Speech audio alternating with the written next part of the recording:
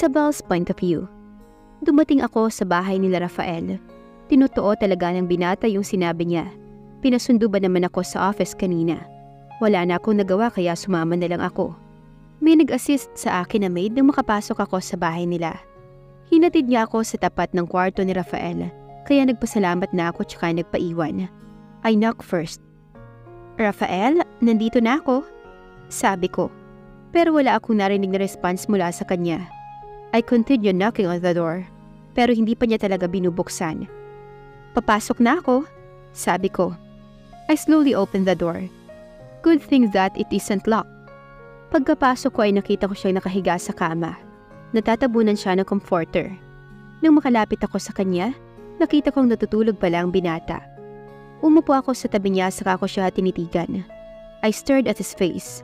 Napakaamo talaga ng hitsura niya. Hinawi ko ng dahan-dahan ang buhok niya. Just sleep there. Wika ko. Tumalikod na ako sa kanya, pero nakaupo pa rin ako sa tabi niya. Kinuha ko ang phone ko, saka nag-browse sa internet. Nanood din ako ng mga videos. After 30 minutes, naramdaman ko na may yumakap sa baywang ko. I know it's Rafael's arm. I turned my gaze into him, pero nakapikit pa rin siya.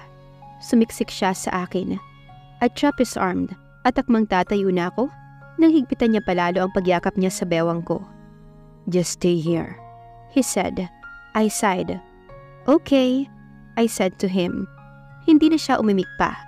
We fall into silence until I'm the one who broke it. Ba't hindi ka pala pumasok sa office? Tanong ko sa kanya, though alam ko naman na ang sagot. Hangover, he answered. Just I thought, hangover nga. Diba, I reminded you na huwag kang susobra ng inom. Now, look at you. Nakahilata. Parang wala kang kumpanyang iniintindi ha. Paninermon ko sa kanya. Hindi naman siya nagsalita.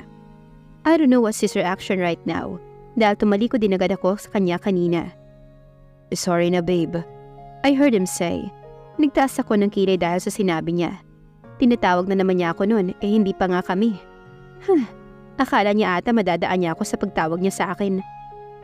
Babe mo, alak mo. Bulyaw ko sa kanya. I heard him chuckled a bit.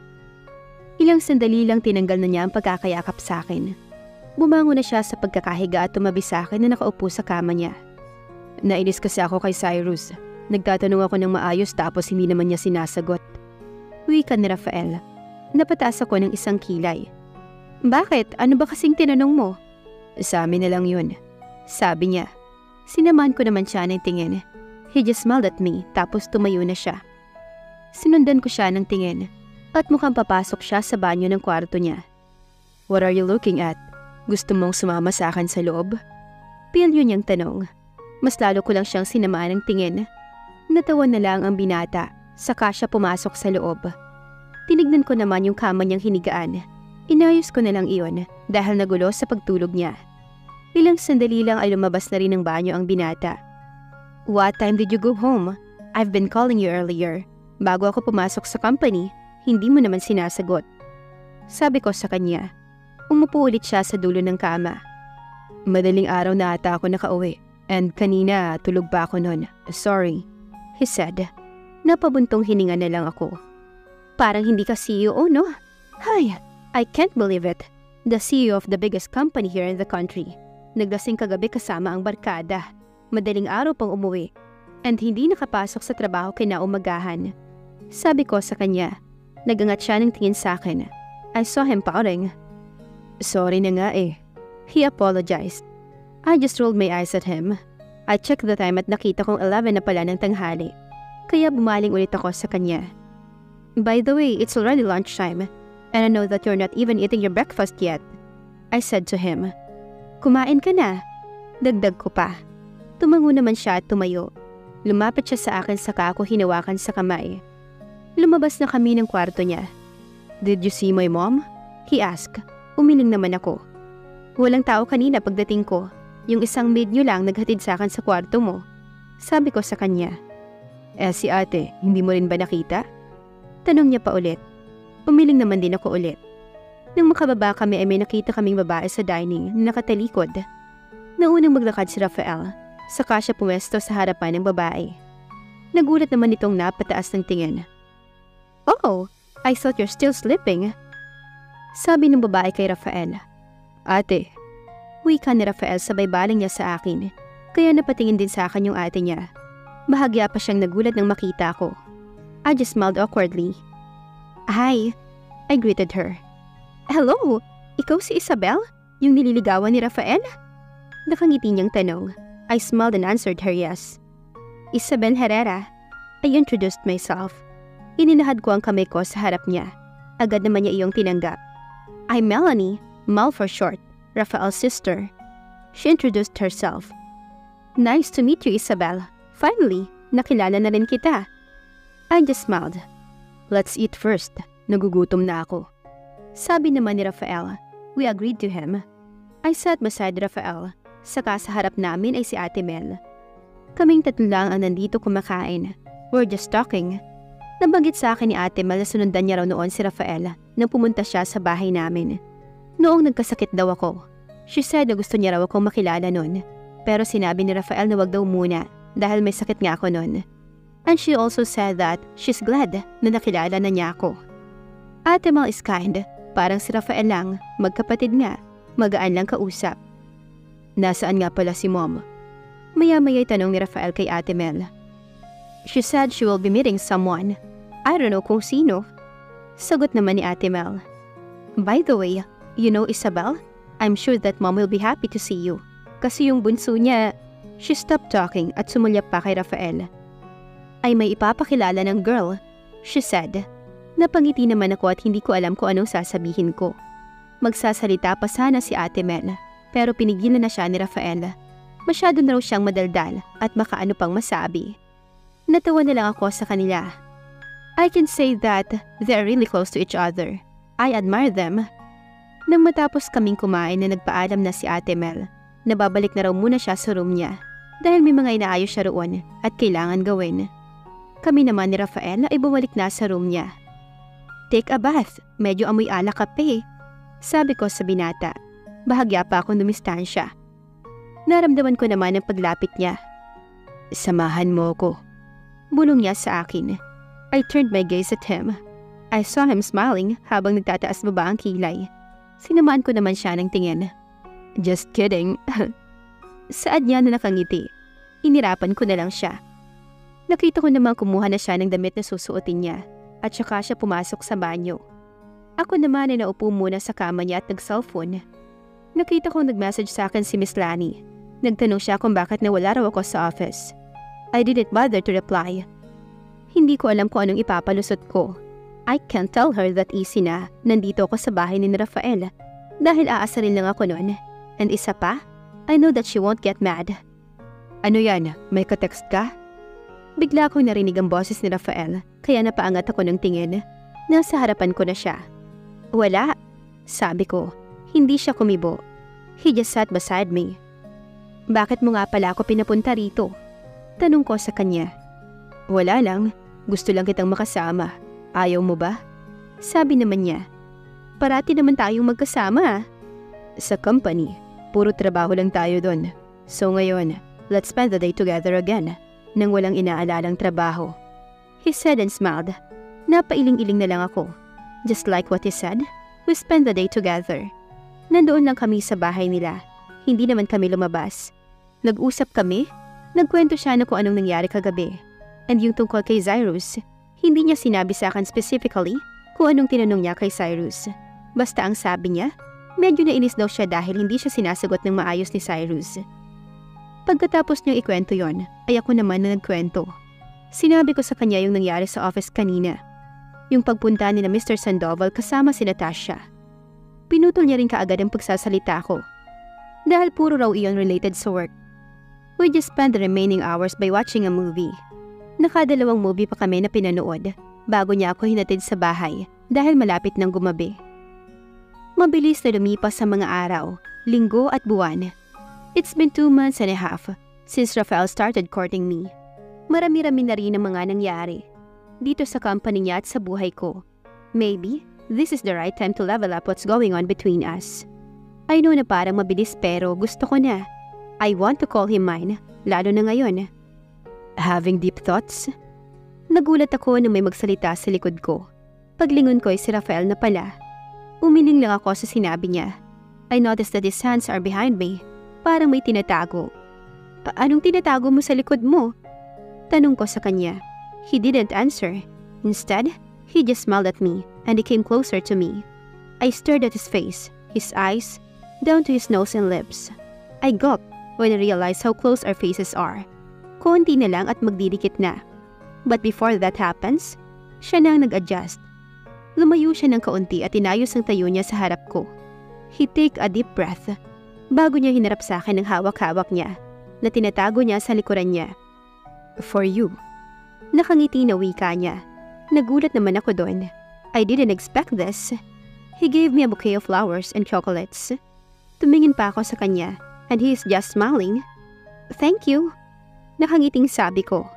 I remembered na may plano rin pala ako. Rafael. Nakatingin pa rin siya sa akin. I think it's better for you to stop this.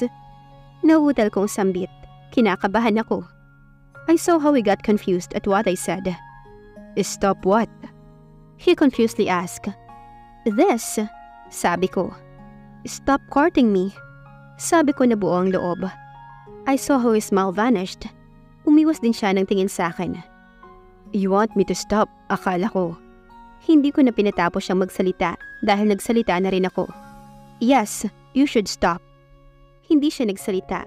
Nakaiwas pa rin siya ng tingin sa akin. I moved closer to him and I held his hand.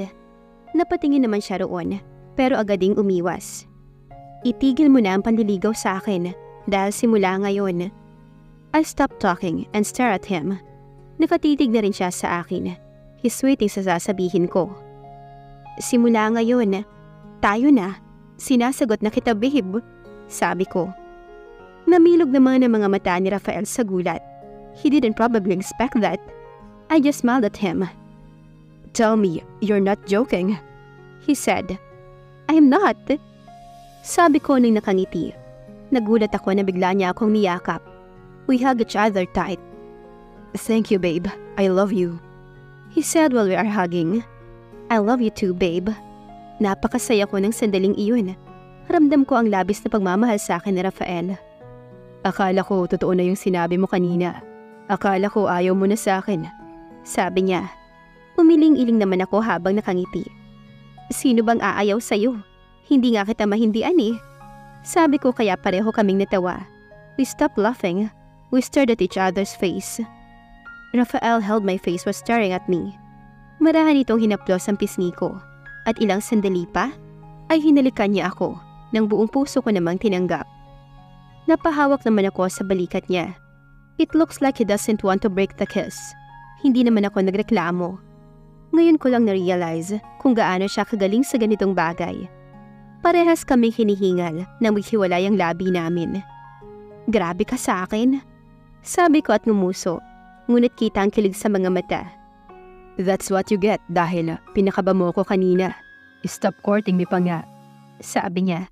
Ginaya niya pa yung pagkakasabi ko ng stop courting me. I laughed. I stood up properly at inayos ko ang office uniform ko. Bahagya yung nagusot kanina. Tumingin din ako kay Rafael. Nakita ko rin na nagusot yung suot niya. Kaya lumapit ako sa kanya.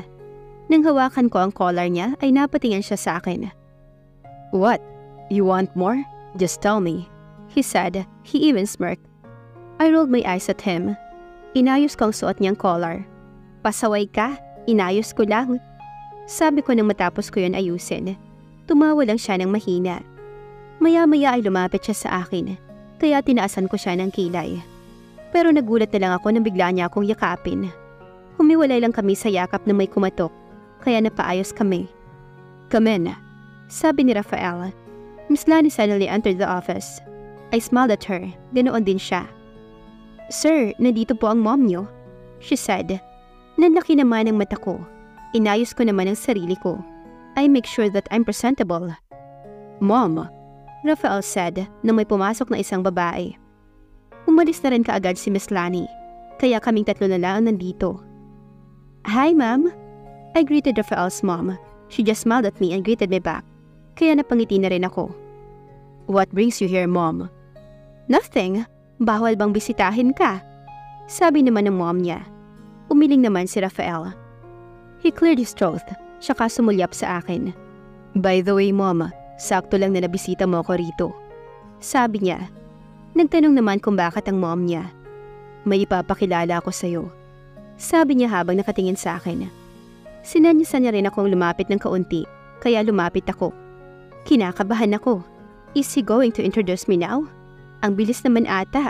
Kakasagot ko pa lang sa kanya kanina. Napatingin naman sa akin ang mom niya. Mom, she's Isabel Herrera, my secretary and my girlfriend. Masayang saad ni Rafael. He gave emphasis to the word girlfriend. His mom got shocked, pero agad din namang napangiti. Oh, she smiled. She's not mad. I mean, I'm just his son's secretary, but eventually became his girlfriend. Masaya ako natanggap ako ng ina ng mahal ko. Yes ma'am, I'm your son's girlfriend. Nauutal kong sabi. Kinakabahan kasi ako. Nagulat ako nang niyakap niya ako. Yes, his mom hugged me, pero mabilis lang yun. Ano ka ba, iha? Don't call me ma'am, just call me tita. Tita Emily. Nakangiti na wika nito. Okay po, tita. Nahihiya ko pang saad. Bumaling naman si Tita Emily kay Rafael.